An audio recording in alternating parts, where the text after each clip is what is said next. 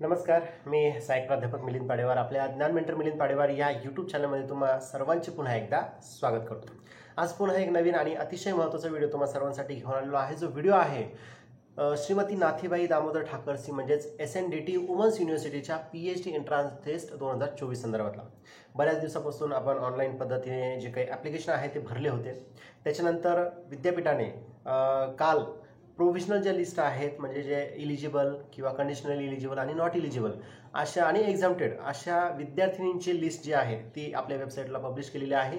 आणि त्याच पद्धतीने आता 15 सप्टेंबर 2024 रोजी ऑनलाईन पद्धतीने तुमची PhD एंट्रन्स टेस्ट म्हणजे पेट परीक्षा होणार आहे।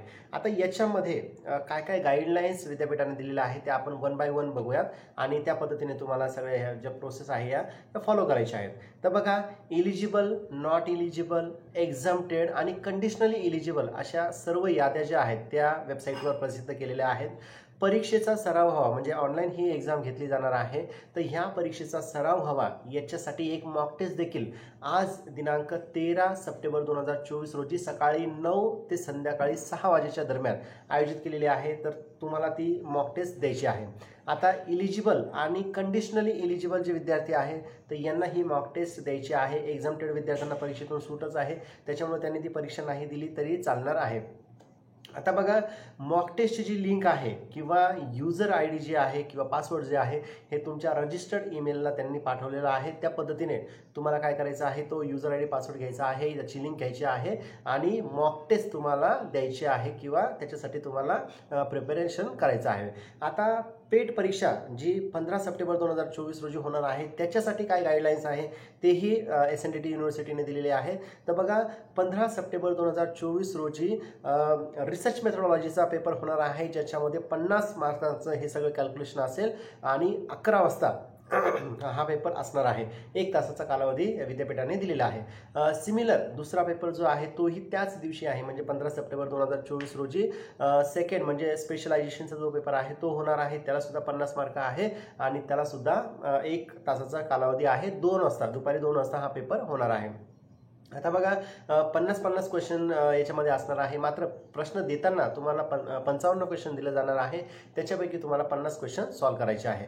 याच्यामध्ये कुठेही निगेटिव्ह मार्किंग सिस्टीम नाही आहे, त्याच्यामुळे हा एक चांगला पॉईंट विद्यार्थ्यांना मिळालेला आहे। आता बघा, मॉक टेस्ट आणि एक्झामसाठी तुमचा लॅपटॉप, मोबाईल किंवा कम्प्युटर चालणार आहे म्हणजे डेस्कटॉप चालणार आहे, ज्यामध्ये फ्रंट कॅमेरा आणि माईक जो आहे तो चांगल्या कंडिशनमध्ये चालू असला पाहिजे। त्याच्यासाठी तुमचा इंटरनेट देखील चांगली कनेक्टिव्हिटी असलं पाहिजे। शक्यतो 1 MBPSच्या जास्त जो स्पीड असणार आहे तर हा स्पीड तुमच्या एक्झामसाठी आवश्यक आहे। आता मोबाईल किंवा लॅपटॉप जर तुम्ही यूज करणार असाल तर तो फुली चार्ज असावा, त्याच्यामधला कॅमेरा आणि माईक जो आहे तर तो मायक्रोफोन सुद्धा व्यवस्थित असला पाहिजे। डेस्कटॉप जर तुम्ही वापरत असाल तर डेस्कटॉपची इंटरनेट कनेक्टिव्हिटी तुमच्याकडे असली पाहिजे किंवा लाईट जाणार नाही किंवा वीज खंडित होणार नाही याचा बॅकअप तुम्हाला घेऊन ठेवायचा आहे। मोबाईल, लॅपटॉप किंवा कम्प्युटर असा तिघांपैकी कुठलाही डिव्हाइस तुम्ही वापरत असाल तर त्या ठिकाणी ऑपरेटिंग सिस्टीम जी आहे ही Windows 7 किंवा त्याच्या पुढचे जे जनरेशन आहे तर ते असलं आवश्यक आहे।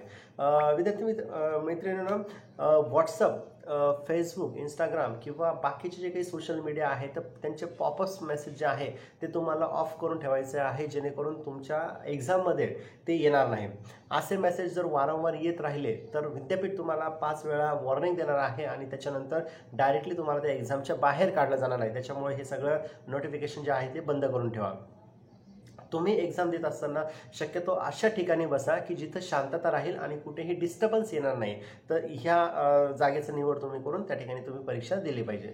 आता रिसर्च मेथोडॉलॉजीचा जो पेपर 11 वाजता होणार आहे तर त्याच्यासाठी तुम्ही 10:30 वाजताच लॉग इन करून परीक्षेसाठी बसा। त्यानंतर दुपारचा जो पेपर 2 वाजता आहे तर 1:30 वाजताच तुम्ही लॉग इन करून बसा, म्हणजे जेणेकरून अर्ध्या तासामध्ये तुम्हाला काही प्रॉब्लेम येणार नाही। आता लॉग इन केल्यानंतर तुम्हाला स्टार्ट टेस्टवर तुम्हाला क्लिक करायचं आहे म्हणजे तुमची एक्झाम सुरू होणार आहे आणि सर्व प्रश्नांची उत्तर दिलेली आहे याची खात्री केल्यानंतर तुम्हाला एंड टेस्ट करायचा आहे म्हणजे तुमची टेस्ट जी आहे ती संपलेली आहे। मध्ये एंड टेस्ट केल्यानंतर जर तुम्हाला आठवलं की एखाद्या प्रश्नाचं उत्तर बाकी राहिले तर मग त्याला मात्र काही करता येणार नाही। त्याच्यामुळे सबमिट करण्याच्या आधीच तुम्ही सगळं बघून घ्यायचं आहे की सगळ्या प्रश्नांची उत्तरे बरोबर दिली आहेत का। तर या SNDT PhD एंट्रन्स टेस्ट 2024 साठी तुम्हा सर्वांना माझ्याकडून खूप खूप शुभेच्छा आहे। व्हिडिओ आवडल्यास नक्की लाईक शेअर आणि चॅनल सबस्क्राईब करायला विसरू नका. धन्यवाद.